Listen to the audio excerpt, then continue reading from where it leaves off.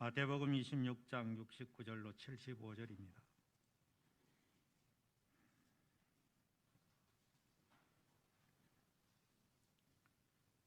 베드로가 바깥뜰에 앉았더니 한 여종이 나와 이르되 너도 갈릴리 사람 예수와 함께 있었도다 하거늘 베드로가 모든 사람 앞에서 부인하여 이르되 나는 내가 무슨 말을 하는지 알지 못하겠노라 하며 앞문까지 나아가니 다른 여종이 그를 보고 거기 있는 사람에게 말하되 이 사람은 나사렛 예수와 함께 있었도다 하며 베드로가 맹세하고 또 부인하여 이르되 나는 그 사람을 알지 못하노라 하더라.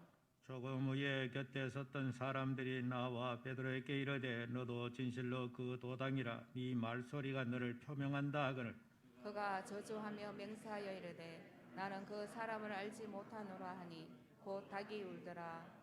자주 봅니다. 이에 베드로가 예수의 말씀에 다구기 전에 내가 세 번 나를 부인하리라 하심이 생각나서 밖에 나가서 심히 통곡하니라. 아멘. 오늘은 베드로의 배신이라 하는 제목으로 잠시 말씀을 생각하도록 하겠습니다. 베드로는 누구보다도 용감한 사람이었죠. 큰 소리 치면서 다른 사람은 다 버릴지라도 나는 주님을 끝까지 따라가겠다. 죽을지언정이라고 하는 단연코 맹세까지 하면서 주님에게 충성할 것을 다짐한 인물입니다. 평소에도 그는 그 기질 자체가 아주 남성적이고 호탕하고 언제나 앞서는 그런 소유자였죠. 베드로적인 그런 성품을 엿볼 수가 있는데 이제 겟세마네 동산에서 예수님이 체포되시고 그때 보니까 다른 모든 제자들이 다 도망갔더라 그랬습니다. 그런 유독 이 베드로는 큰 소리 친 것도 있고 또 예수님의 마지막 결말이 어떻게 될까? 과연 체포되어 가서 우리 주님은 능력이 많으시니까 그 가운데서 어떤 일이 일어날지 모르는 그런 기대감 속에서 아주 제자가 아닌 것처럼 변장을 해서 그 무리들과 함께 이렇게 대제사장의 집들까지 따라가게 된 것입니다.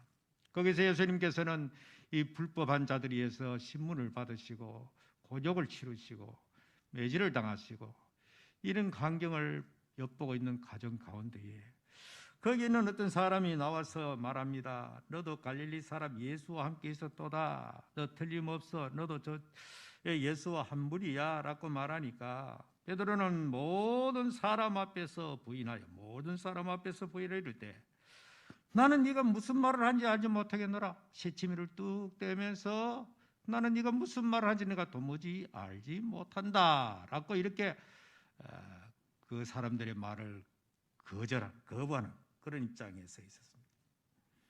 그래서 앞문까지 나가니 다른 여종이 그를 보고 또 다른 종이 그때 겟세마네 잡으러 갔던 사람이 베드로의 인상을 보고 거기 있는 사람에게 말하되 이 사람은 나사렛 예수와 함께 있을 사람 맞다 라고 또다시 말합니다.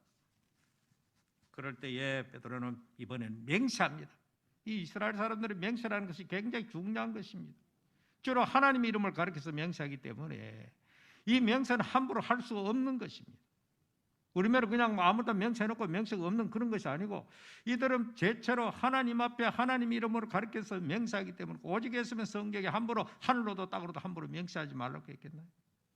이 베드로는 이때 이 사람들에게 말하기를 맹세하고 부인하여 이르되 나는 그 사람을 알지 못한다 라고 이렇게 또 말합니다.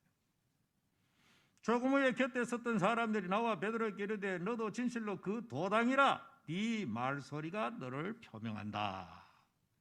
다시 말하면 예수님과 그 제자 일령은 전부 다 갈릴리 출신이니까 너 말투가 보니까 갈릴리 사투리를 쓰는 걸 보니까 넌 틀림없다 그런 이야기입니다.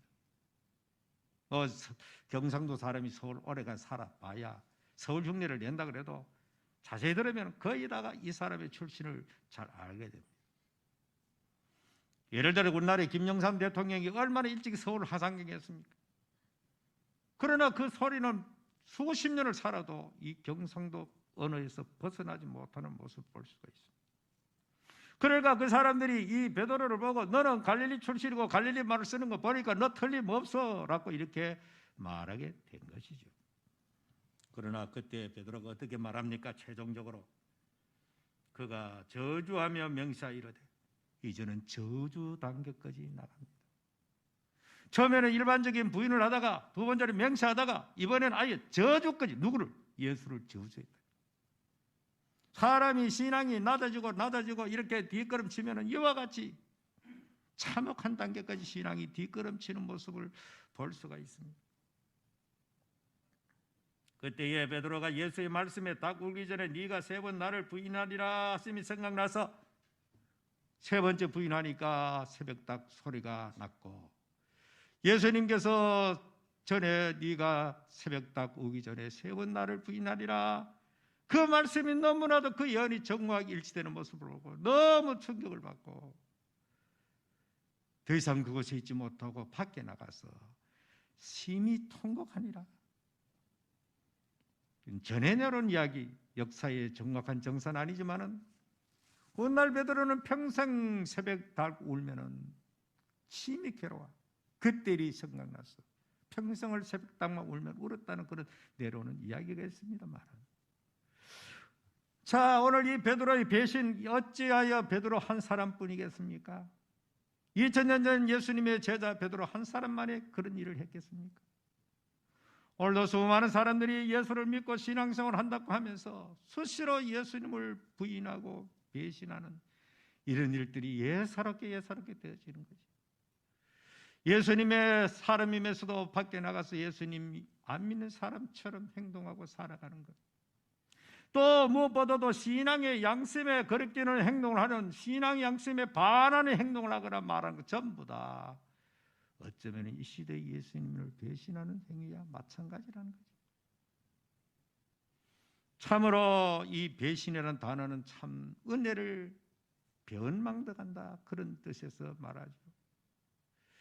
처음에 인류의 시초인 이 아담과 하와도 하나님이 베풀어 주신 온갖 가지 은혜를, 만가지를 다 누리면서 사탄의 유혹에 빠져서 단 한 가지 선악과만은 따먹지 말라고 모든 것을 마음껏 하라고 하는 그 하나님의 명령을 굉장히 사탄의 거기에 속삭임에 넘어가서 불평하는 마음이 생겨서, 그래? 그러고 보니 생각하는, 그러네, 다 먹지 말라고 했을까? 그때 사탄이 뭐라고 말합니까? 너 저거 먹으면 하나님과 똑같이 돼. 너 눈이 밝아 하나님이 같이 될까 해서 너를 막는 거야. 다 먹어버렸습니다. 이게 바로 하나님에 대한 변망덕이요, 배신입니다. 그 외에도 그 성경에 보면 수도 많은 없는 그런 변망덕과 배신이 있습니다. 아브라함의 가정에 일찍 부모를 잃은 조카 롯도, 온갖 가지 혜택을 베풀었지만은 결국에는 삼촌을 변망덕해서 그렇게 했던 성경의 기록을 봅니다. 결정적으로 오늘 이 베드로의 변망덕함과 그 배신, 오늘 우리는 참말로 이 세상 살아가면서 나도 모르는 사이에 예수님을 부인하고 배신하고 신앙에 반하는 말과 행동을 하면서 아무 거리낌 없이 살아가고 있다면 그 사람은 바로 오늘 이 시대의 베드로와 다를 바가 없다는 것입니다. 참으로 오늘 진실로 우리는 하나님의 말씀과 신앙의 양심에 철저해야 될 것이고, 언제나 나는 정말로 하나님 앞에서 내 신앙의 위치가 바로 서 있는가, 늘 자신을 살피면서 양심에 부끄럽지 않는 그런 귀한 성도의 삶이 되기를 주의 이름으로 축복합니다. 그리고 고난이 오면은 주님을 떠나는 자, 예수를 믿는 신앙생활을 하다가 예수님 때문에 힘들고 교회 일 때문에 힘들고 십자가가 기피하여 주님을 떠나버리고 배신하는 이런 일들이 참으로 많다는 것입니다. 주님이 분명히 말씀하기를 너희들이 나를 따르거든 결단코 너희들은 자기를 부인하고 십자가를 지라고 했죠. 주님을 따라가는 길이 결단코 편안한 길이 아닙니다. 고난의 길이고 십자가의 길이고 자기를 부인하는 그런 삶을 살아야 온전히 주님을 따라갈 수가 있게 되는 것입니다. 아마 가룟 유다도 그렇고 베드로도 그렇고 나머지 모든 제자들도 예수님을 따라가면 굉장히 좋은 일, 자기 생애 마지막에는 부귀영화가 있고 온 천가지 모든 것을 기대를 하고 따라갔는데 모든 것이 다 물거품처럼 되어 베드로 마지막까지 끝까지 그래도 한가닥 힘을 걸고 법정까지 왔지만은 거기에서도 완전히 예수님이 힘없이 매를 맞고 고문을 당하는 모습을 보고 모든 것이 이제는 끝났다.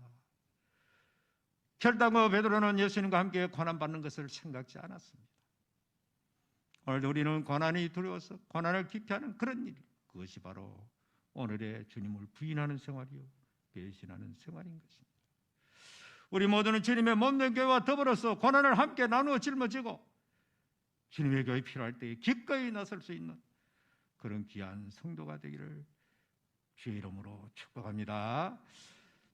살아계신 하나님, 말씀을 통하여 3년 동안 주님의 사랑을 독차지 했던 베드로가 결국 주님의 마지막 모습을 보고 주님을 부인하고 맹세하고 부인하고 저주고자 하는 이 참담한 현실을 바라보면서 베드로를 우리는 욕할 것이 아니라 그 모습이 나의 모습이 아닌가를 스스로를 이 시간에 생각할 수 있게 하여 주옵소서. 아버지 하나님이여, 주님과 더불어 고난받기를 두려워하는 저들 아닙니까?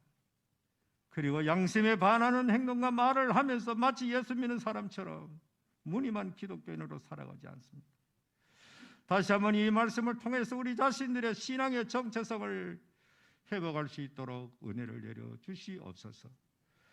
오늘 우리 교회가 미래를 향하여 나가기 위해서 이렇게 전 성도들의 뜻을 함께 물어보는 법과 절차에 따른 공동예를 개최하자 하니 이 모든 일에도 주님께서 함께 하사 각자 심령 속에 성령의 감동을 따라 양심에 따라 그렇게 할 수 있는 은혜를 주시고 그 모든 일을 한 후에 결과에 깨끗하게 승복되어지는 아름다운 교회가 될 수 있도록 은혜를 내려 주옵소서. 예수님 이름으로 기도하옵나이다.